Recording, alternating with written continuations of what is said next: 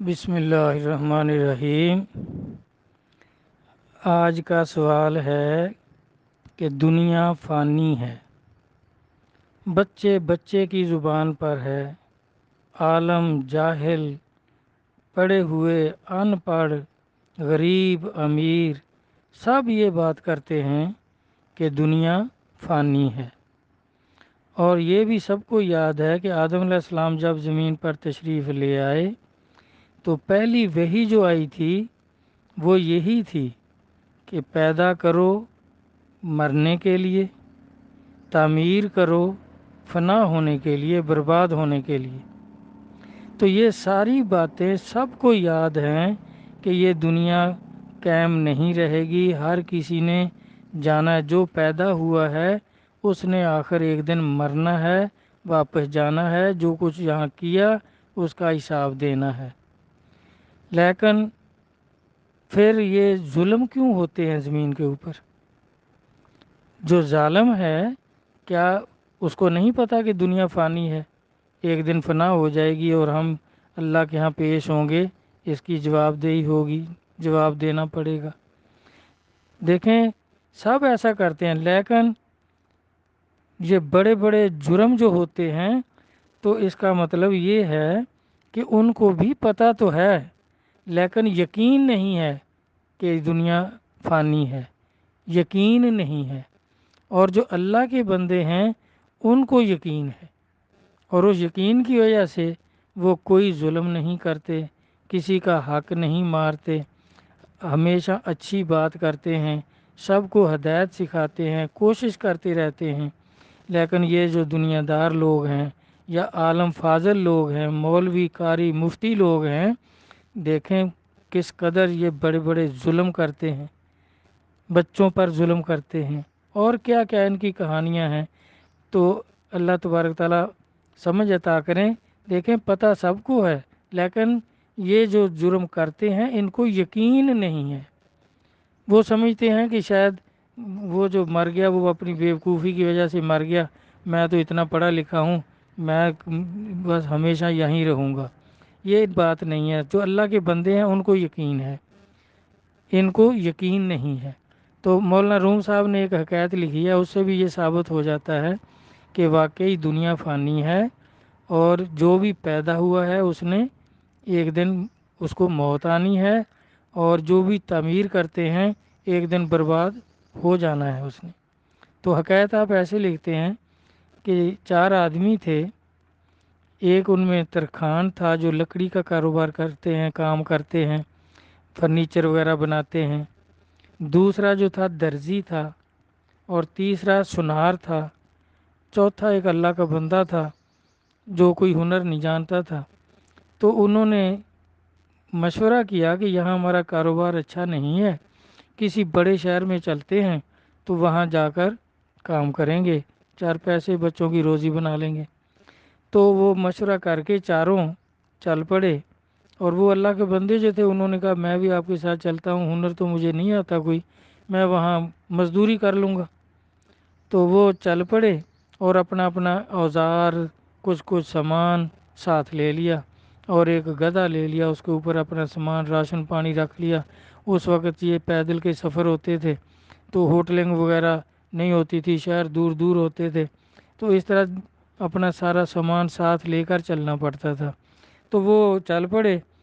ایک دن کیا ہوا، وہ کسی دیہات میں یا بستی میں نہیں پہنچ سکے، رات ہو گئی، جنگل میں رات ہو گئی۔ تو انہوں نے اپنا راشن تیار کیا، کھانا کھا لیا، تو پھر جب لیٹنے لگے تو وہ جو بزرگ تھے انہوں نے فرمایا کہ بھائی دیکھیں اگر ہم چاروں سو گئے تو ایسا نہ ہو کوئی چور آ کر اپنا سامان لے جائے یا گدھا لے جائے، تو پھر سفر کرنا ہی مشکل ہو جائے گا، سامان اٹھا کر تو چل نہیں سکیں گے۔ ایسا کرتے ہیں کہ 2 گھنٹے جو ہے نا اپنا پہرا دیتے ہیں، 8 گھنٹے رات ہوتی ہے تو 6 گھنٹے ہر کوئی سو لے گا، 2 گھنٹے جو ہے آپ چاروں آدمی پہرا دے لیں گے۔ تو وہ ترخان کہنے لگا کہ جی آپ ایسا کریں، پھر پہلی میری باری ہوگی، پہلے 2 گھنٹے میں پہرا دوں گا کیونکہ مجھے پہلے ٹائم نیند نہیں آتی۔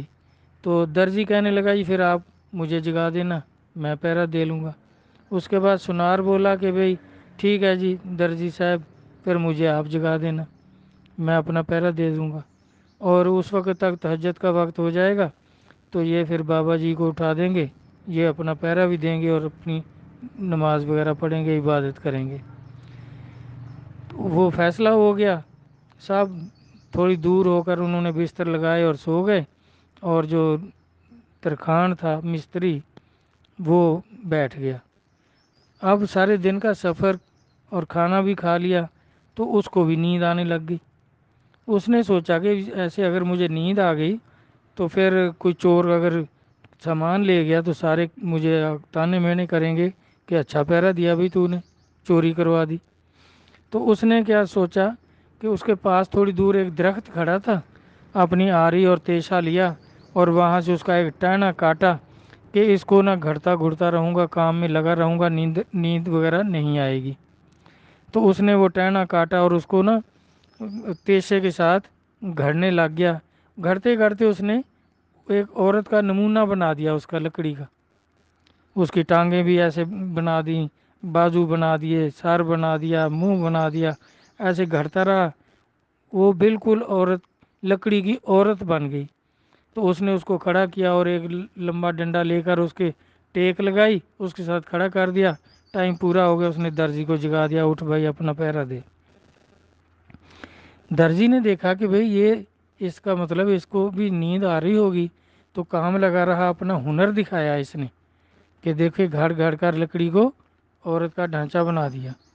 تو اس نے کیا کیا، اس نے بھی اپنی مشین نکالی، کپڑے نکالے اور سی کر کپڑے اس لکڑی کی عورت کے گلے میں ڈال دیے، شلوار بھی اس کے ڈال دی، کرتا بھی ڈال دیا، دوپٹہ رکھ دیا سر پہ، تو وہ تو سچ مچ کی عورت لگنے لگ گئی، کپڑے پہنا دیے۔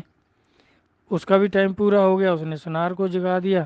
تو سنار نے دیکھا کہ بھئی اس نے تو، دونوں نے اپنا اپنا ہنر دکھایا ہے، تو چلو میں بھی اپنا ہنر دکھاتا ہوں، میرا بھی ٹائم پاس ہو جائے گا۔ تو اس نے بھی تھوڑا بہت زیور بنا کے اس کے ناک میں کوکا ڈال دیا، کانوں میں ایسے بندے ڈال دیے، تو وہ تو پھر بالکل ہی سچ مچ کی عورت لگنے لگ گئی کہ کپڑے بھی پہنے ہوئے ہیں اور زیور بھی پہنا ہوا ہے۔ اس کا بھی ٹائم پورا ہو گیا، اس نے بابا جی کو جگا دیا، اٹھے جی آپ اپنا پہرا دیں۔ تو انہوں نے دیکھا کہ ہم تو چار تھے، یہ پانچویں عورت کہاں سے آ گئی؟ جب قریب ہو کر دیکھا تو وہ تو لکڑی کی عورت ہے، کپڑے پہنے ہوئے ہیں، زیور بھی پہنا ہوا ہے۔ تو انہوں نے خیال کیا کہ اس کا مطلب ہے کہ وہ تینوں نے اپنا اپنا ہنر دکھایا ہے۔ تو انہوں نے بھی وضو کیا، وضو کر کے اپنی تہجد گزاری، تو پھر سوچنے لگے کہ باری تعالیٰ، دعا کرنے لگے باری تعالیٰ انہوں نے تو اپنا ہنر دکھایا، مجھے اب ہنر کوئی نہیں آتا، اب میں کیا کروں؟ اب تو جو اگر مہربانی کرے اس عورت کو زندہ کر دے تو میری بھی کوئی عزت رہ جائے گی۔ ایسے دعا کر کے جب انہوں نے منہ پہ ہاتھ پھیرا تو وہ عورت زندہ ہو گئی اور آپ کے پاس چل کر آ گئی، آ کر کہنے لگی جی السلام علیکم۔ آپ نے فرمایا ٹھیک ہے بھائی، اللہ نے میری بھی دعا قبول کر لی، میری بھی عزت رہ جائے گی۔ سب کو جگایا، اٹھو بھائی ناشتہ وغیرہ کرو اور سفر شروع کریں۔ تو اب انہوں نے دیکھا کہ بھئی عورت تو زندہ ہے، تو وہ ترکھان کہنے لگا بھائی دیکھیں ناشتہ بھی کر لیتے ہیں لیکن بعد میں شور نہیں کرنا، جھگڑا نہیں کرنا، کیونکہ یہ عورت جو ہے یہ میں نے بنائی تھی لکڑی سے، یہ میرا حق ہے۔ تو درزی کہنے لگا بھائی اگر میں کپڑے اس کے نہ ڈالتا گلے میں، نہ پہناتا اس کو، تو کیا اس لکڑی کو اٹھا کے چلتا؟ یہ میرا حق ہے، کیونکہ کپڑے پہننے سے ہی یہ عورت معلوم ہونے لگی تھی۔ تو سنار کہنے لگا یار آپ نے کبھی شادیاں نہیں دیکھی؟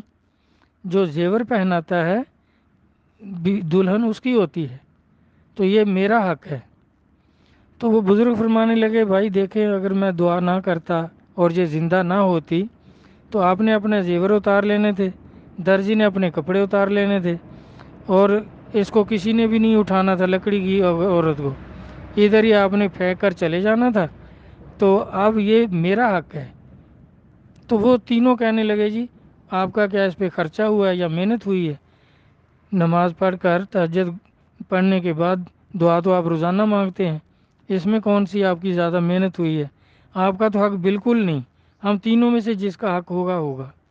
تو وہ تینوں بھی آپس میں راضی نہ ہوں کہ یہ کس کا حق ہے، تو وہ بزرگ کہنے لگے اچھا ایسے کرتے ہیں، یہاں پتہ کرتے ہیں نزدیک کوئی دارالخلافہ ہوگا تو بادشاہ سے فیصلہ کروا لیتے ہیں۔ وہ پتہ کر کے بادشاہ کے دربار میں چلے گئے، تو بادشاہ کو جا کر ساری کہانی سنائی، تو بادشاہ حیران ہوا کہ یہ کیسے ہو سکتا ہے کہ لکڑی کی عورت زندہ ہو جائے، چلو میں موقع پہ چلتا ہوں۔ اس نے کچھ سپاہی ساتھ لیے، موقع پہ آ گئے، تو وہ جو ترخان تھا اس نے دکھایا کہ جی دیکھیں یہاں سے میں نے ٹہنا کاٹا اور یہ اس کے چھلکے وغیرہ دیکھ لیں، میں نے اس کو گھڑ کر عورت بنایا، عورت کی شکل دی۔ تو درجی نے کہا یہ دیکھیں جی کپڑوں کی کنتریں ونتریں جو ہیں پڑی ہوئی ہیں، تو میں نے یہ کاٹ کر کپڑا اس کا لباس سیا اور یہ اس کے گلے میں ڈالا ہوا ہے۔ تو سنارا کہنے لگا جی دیکھیں یہ زیور میں نے پہنائے ہیں، تو دلہن کا تو میرا ہی حق ہے، تو اس کا بابے کا تو حق ہی نہیں بنتا، انہوں نے کچھ نہیں کیا، ہم نہیں کیا سب کچھ، اس نے تو دعا ویسے بھی مانگنی تھی۔ تو بادشاہ نے جب دیکھا کہ عورت اتنی خوبصورت ہے، وہ تو بہت ہی خوبصورت دعا سے بنی ہوئی چیز، تو بادشاہ کہنے لگا بھائی دیکھیں بات یہ ہے کہ یہ سارا ملک میرا ہے اور اس کی ہر چیز میری ملکیت ہے، اور آپ جو ہیں وہ بھی میری رعایا ہیں، تو اس لیے سب سے زیادہ حق جو ہے وہ میرا ہے، کیونکہ یہ درخت جو ہے یہ بھی میری ملکیت تھا اور آپ بھی میری رعایا ہیں۔ تو وہ کہنے لگے کہ جی بادشاہ سلامت، ہم تو لائے تھے کہ آپ ہمارا فیصلہ کر دیں، آپ قبضہ کرنے لگ گئے ہیں۔ تو بادشاہ نے کہا نہیں بھائی حق ہی میرا بنتا ہے سب سے زیادہ۔ اس عورت نے دیکھا کہ بھئی یہ کسی طرح بھی راضی نہیں ہو رہے، کسی فیصلے پہ بھی متفق نہیں ہے، تو وہ بولی کہ بھی میں فیصلہ کر دوں کہ میں کس کا حق ہوں؟ تو بادشاہ نے تو فوراً کہہ دیا جی ٹھیک ہے، آپ فیصلہ کر دیں۔ اور دوسرے سے تھے وہ بھی مجبوری تھی ان کی بھی کہ بھی اب نہیں تو اور کیا کریں، کیونکہ بادشاہ نے تو اس لیے کہا کہ ملکہ بننا کس کو پسند نہیں ہے، میرے حق میں ہی فیصلہ ہوگا۔ تو انہوں نے بھی کہا ٹھیک ہے، اب دیکھتے ہیں قسمت آزمائی کرتے ہیں۔ تو جب انہوں نے وہ چاروں راضی ہو گئے کہ ٹھیک ہے آپ فیصلہ کر دیں، تو وہ عورت اٹھی، بھاگی اور جا کر اسی درخت کو چمٹ گئی اور دوبارہ ٹہنا ہو گئی، اسی طرح ٹہنا بن گئی۔ تو سب حیران رہ گئے۔ تو مولانا صاحب اس کا رزلٹ نکالتے ہیں کہ دیکھیں بچہ پیدا ہوتا ہے عالم ارواح سے اس عالم ناسوت میں آ جاتا ہے، تو والدین سب سے زیادہ اپنا حق جتاتے ہیں کہ اس بچے پر سب سے زیادہ ہمارا حق ہے، یہ ہمارا بیٹا ہے، ہمیں اللہ نے دیا ہے، ہمارے گھر میں پیدا ہوا ہے، سب سے زیادہ حق ہمارا ہے۔ اور دوسرے جو ہیں جتنے آدمی بھی اس کی خدمت کرتے ہیں، ڈاکٹر ہے، گاؤں کا نمبردار ہے، اور جتنے بھی لوگ ہیں وہ اپنا حق جتاتے ہیں کہ بھئی اس چک میں رہتا ہے، ہم اس کے لیے کتنے کام کرتے ہیں، اس کے اوپر ہمارا زیادہ حق ہے۔ اور پھر استاد جو پڑھاتا ہے وہ کہتا ہے علم کا زیور میں نے اس کو پہنایا ہے، سب سے زیادہ حق میرا ہے۔ اور بادشاہ کیا کہتا ہے کہ بھئی ان کے لیے اسکول تو میں بناتا ہوں، روڑے میں بناتا ہوں، ہر طرح کا روزگار میں ان کو دیتا ہوں، ساری خدمت میں کرتا ہوں، اس لیے سب سے زیادہ میرا حق ہے۔ تو آپ فرماتے ہیں کہ اس طرح حق جتانے والے حق جتاتے رہتے ہیں، آدمی جدھر سے آیا ہے ادھر ہی اس نے چلے جانا ہے، آخر فنا ہونا ہے۔ تو اس لیے یہ آدم علیہ السلام پر جو پہلی وحی آئی تھی یہی تھی کہ پیدا کرو مرنے کے لیے اور تعمیر کرو فنا ہونے کے لیے۔ دنیا فانی ہے میرا بھائی، اس پر یقین رکھیں، جس کو بھی یقین ہو گیا تو پھر وہ کوئی غلط کام نہیں کرے گا، کیونکہ اس کو پتہ ہوگا کہ آخر چھوڑ جانا ہے، کسی کا حق بھی نہیں دبائے گا، کسی پر ظلم بھی نہیں کرے گا۔ تو سب سے پہلے زیادہ ضروری چیز کیا ہے کہ بھئی یہ یقین پیدا کر لیں اپنے اندر، کسی اللہ کے بندے کی صحبت میں بیٹھیں تو پھر آپ کے اندر یہ یقین پیدا ہو جائے گا کہ دنیا فانی ہے۔ اللہ تبارک تعالیٰ اللہ رسول کے اور بزرگان دین کے فرمانات کو سمجھنے کی توفیق عطا فرمائیں، عمل کی توفیق عطا فرمائیں، صحیح سوچ پیدا فرما دیں، آمین۔ اللہ حافظ۔